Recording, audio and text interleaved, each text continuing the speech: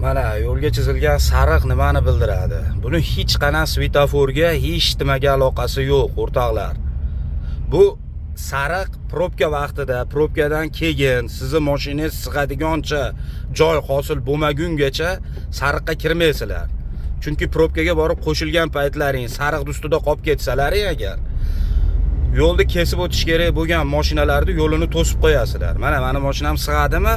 Endi yuraman. Agar probkaga qo'shilganimda sariqni ustida qolib ketadigan bo'lsam, boshqa yo'lda kesib o'tayotgan avtomobillarni yo'lini to'sib qo'yaman.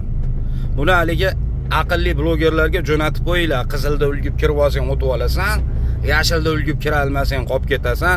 Buni svetoforga mutlaqo aloqasi yo'q. Svetofor hatto ochiq bo'lsa ham, sariq zonadan keyin probka bo'ladigan bo'lsa, toki probkada sizni mashinangiz sig'adigancha joy bo'lmagan